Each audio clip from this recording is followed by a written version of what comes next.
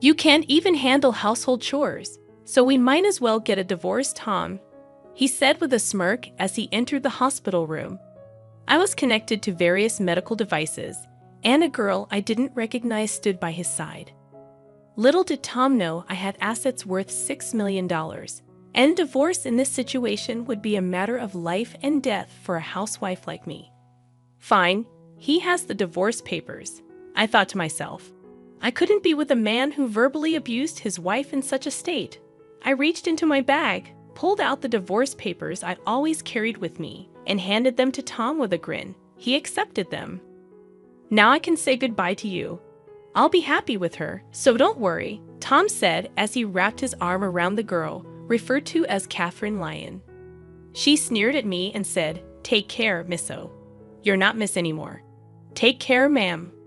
With those words, the two of them left the hospital room, laughing. But their happiness would only last for now. Alone in the room, I couldn't help but laugh out loud. Today was Friday, so the divorce would be processed on Monday. Oh, I couldn't wait for 3 days from now. My name is Annalie Johnson, a 45-year-old housewife from a regular farm. I didn't have any particular skills, but I was proud of my vast cooking repertoire. My husband, Tom, and I were the same age and had been college classmates. We both came to New York from the countryside, and since we lived alone, I used to cook various dishes for Tom using the vegetables and rice sent from my family. People often said I had captured his heart through his stomach, and I was aware of that. Tom was and still is incapable of doing any household chores. I had been taking care of him since we were dating, and after getting married, I continued to handle all household tasks. Sadly, we were not blessed with children, but we enjoyed our life together as a couple. We both loved to eat, and on Tom's days off, we'd often go on drives for small trips just to enjoy delicious food. When we first got married, Tom was kind. But about 3 years in, he became quite controlling. Well, he never laid a hand on me, but his remarks became curt, and he would often say things that hurt. But I didn't have the energy to fight back, assuming he wouldn't listen anyway. Because I was a full-time housewife, I felt inferior and couldn't stand up to him. Tom joined a renowned company after graduating from university, but he resigned after about 5 years. He quickly found new jobs, but would resign from them after short periods. Because of this, our income was unstable, and we often struggled with our finances. However, at the company he'd been with for the past 2 years, he seemed to get along with his colleagues. I had faint hopes that he might work there for a long time. Then one day, Tom came home earlier than usual. "I'm home. I quit my job." "What again?" I unintentionally voiced my surprise, causing Tom's eyebrows to twitch. In a panic, I stopped cooking and rushed over to him. "I'm sorry. I was just shocked." "Huh, no welcome back greeting, and you're criticizing. You've become quite audacious," Tom responded sharply. At Tom's words, I stiffened. He was in a very bad mood today, and if I misspoke, it could escalate into something worse. "I'm sorry," I said cautiously. "As long as you understand," he grumbled. My apology had somewhat placated him, and he sat on the sofa, turning on the TV. I quietly placed a beer and a glass on the table. "Do you want dinner or a bath?" I asked. "Food and alcohol," he replied. To avoid upsetting Tom, I played the role of the submissive wife.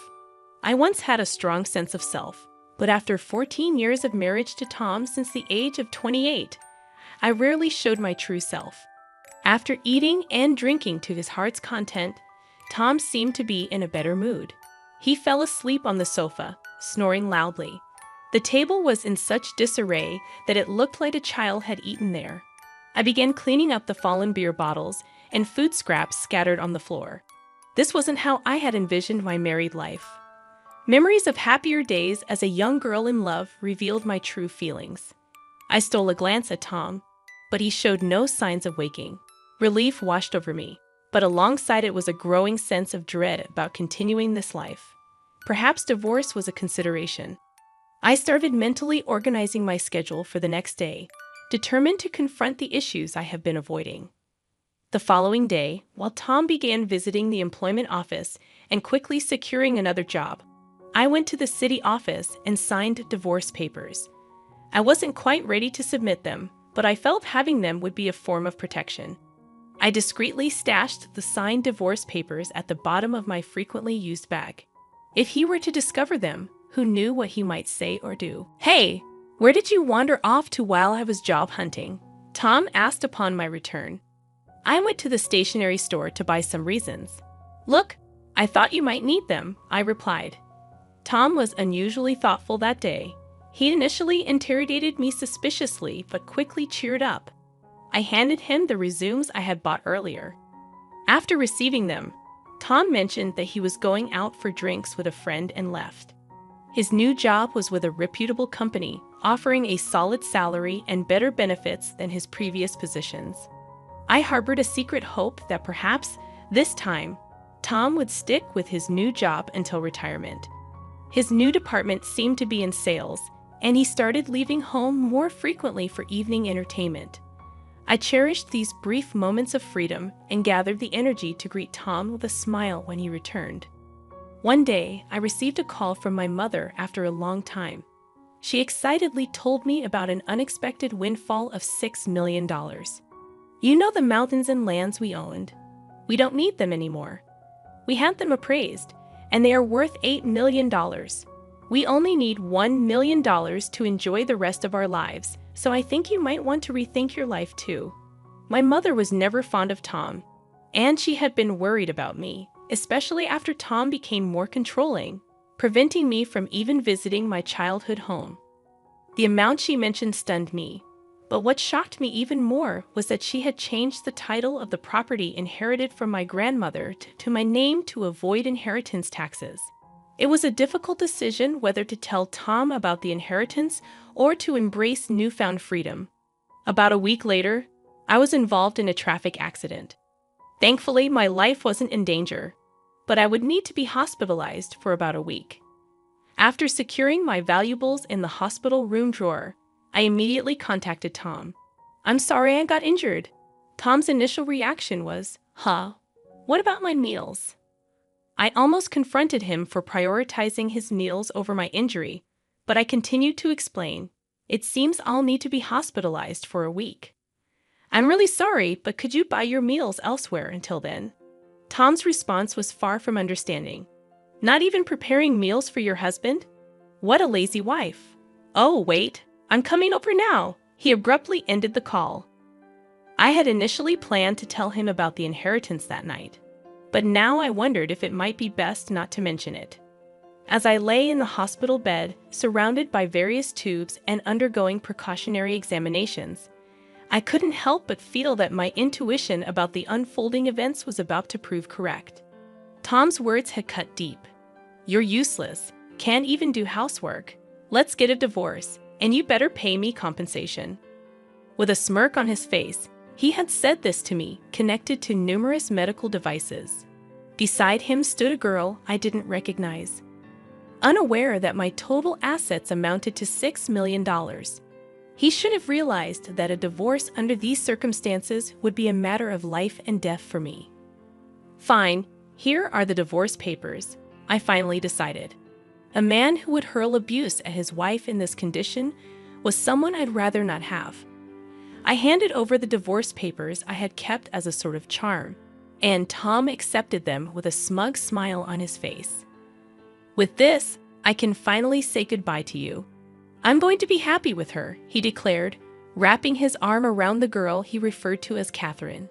Catherine, the girl with Tom, leaned against him and made fun of me. "Take care, madam." "Oh, you're not a madam anymore." "Take care, old lady," she said. They left the room laughing, but their happiness wouldn't last long. In my hospital room, I burst out laughing. It was Friday, and the divorce papers would be processed on Monday. I couldn't wait for those 3 days. As expected, the weekend passed without any contact from Tom.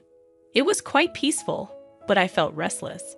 I wasn't used to doing nothing. Every time I became restless, the nurses told me to stay calm. On Monday evening, I received a series of calls from Tom. At first, I ignored them, but after about 30 minutes of nonstop ringing, I decided to answer. I told him to stop being so persistent. Tom shouted at me as soon as I picked up, and I couldn't help but laugh, which seemed to make him even angrier. Tom was furious about the divorce papers not being accepted. I chuckled and told him that I had previously filed a notice of non-acceptance. I reminded him of how he used to casually mention getting divorced whenever we had a fight. I thought it wouldn't be a good idea if he filed for divorce on a whim during one of our arguments. Tom was upset but quickly changed his mind. He wanted me to withdraw the non-acceptance immediately. However, I had decided that I wouldn't just do everything he said anymore. I explained that I couldn't do it until I was discharged, and we needed to go through procedures at the municipal office before I could leave the hospital. Tom's selfish demands made me laugh even more. It seemed like he wanted to register his marriage with Catherine, whom he brought on Friday. Tom was panicking, and I asked if her name was Catherine and if she was his mistress. Tom clarified that she was his new wife, and since we weren't divorced yet, she technically was my mistress. I calmly responded to Tom's nonsensical remarks, making him groan. I made the decision to hit him where it hurt the most. I mentioned that he would hear from my lawyer about the division of property, including the trouble this time. I had always taken care of the household chores and had never cheated on him. It was clear that Tom was the responsible party, not me. Tom seemed genuinely puzzled and believed that not taking care of him while I was hospitalized would make me at fault. I explained patiently that not being able to do housework during my hospitalization didn't make me at fault. He had abandoned taking care of me, and even if I were a child, it would be considered neglect. But as an adult, he should be able to take care of himself, so it didn't make me at fault. Tom's logic was baffling, and even a judge would be shocked. Finally, he seemed to understand, but he still believed he was right. He insisted that Catherine was his new wife, and I was no longer of any use to him, so it didn't apply. I pointed out that he was dating her behind my back, which was clearly cheating. Tom still didn't seem to get it, and he believed he was right. I decided to end the conversation and told him to communicate through a lawyer from now on. I hung up the phone without listening to his protests. Tom called multiple times, but I ignored him, and eventually he gave up and fell silent. I was relieved, but the next day brought another headache. The phone kept ringing from 9 o'clock in the morning, and I pressed the call button. Tom complained about not being able to withdraw money from a bank account. If it was a joint account, he should be able to withdraw without any issues. But I remembered the bank cards and passbooks I had left at home and asked Tom if he was trying to access my account. Tom confirmed that he was trying to take money from my account. Tom was furious and continued with his unreasonable arguments. He didn't seem to understand what I had explained the day before. When I was going to be hospitalized for a week, I had called the bank to prevent any withdrawals until I could handle it personally after being discharged. This was to stop Tom, who wasn't careful with money, from using my savings while I was in the hospital. My decision turned out to be the right one. It's not right to try to take money from an ex-wife's account, especially after a divorce. However, Tom didn't see anything wrong with it and asked me to make a withdrawal immediately. I reminded him that we were practically strangers now, and I had no money to give to strangers. Tom was shocked by my resistance since I had never stood up to him like this before. He insisted that I send the money and pay compensation for not doing housework. Unfortunately, it seemed that despite his academic capability when we first met, he lacked common sense after 17 years of marriage. I addressed Tom as if he were a child, explaining that I was no longer his submissive wife, and we would settle the property division through a lawyer. He became angry and threatened to come over right away. I didn't mind if he came to the hospital, but I had already asked the nurse's station not to let anyone in except for my parents, so it was unlikely he could get to my room. However, Tom did come to the hospital, but it seemed he was stopped at the nurse's station as my phone kept ringing. After ignoring it for a while, it switched to messages, and my screen was flooded with notifications. I saved all of them as evidence and contacted my lawyer. After a while, it seemed that the lawyer had gotten in touch with Tom as the messages stopped coming in. Just when I thought it was over, there was a new development. I was informed about a visitor named Karen, whom I had known for a long time and shared my interests. She had responded to my posts about dining experiences on a social media platform. We used to go out for meals together before I got married.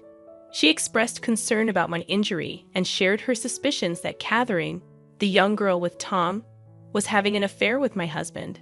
I was shocked and asked her how she knew it. It turned out that Catherine was Karen's niece. She had told her sister, Karen's mother, about getting married to a 45-year-old man, and when Karen saw a photo, it was of my husband. I couldn't believe the twist of fate. Karen had already informed her sister about the trouble her niece had caused me. Karen was thinking of demanding compensation from Catherine and assured me that our friendship would continue. She didn't want to lose a precious friend over the situation. She had scheduled a meeting with them to sort things out. I was grateful for her support and friendship, which had lasted for over 20 years. The next day, after leaving the hospital, I went to a private restaurant room with my lawyer. Tom and Catherine were already there, enjoying an expensive traditional meal. I was surprised at their audacity. Tom reminded me to bring money and pay for the meal. I decided to stand up for myself and told them to handle the payment themselves. I was there to demand a share of the assets from both of them. Ignoring Tom's rude comments, my lawyer and I took our seats and presented evidence to show that Tom was at fault. We showed legal documents explaining why Tom was responsible and documents regarding the division of property. We'd also displayed photos provided by Karen, which showed Tom and Catherine together and Catherine with an unknown man entering a hotel. This surprised Tom and Catherine, and they stopped eating. Karen arrived at the right moment and admitted to taking those photos. Catherine was confused about her aunt being there.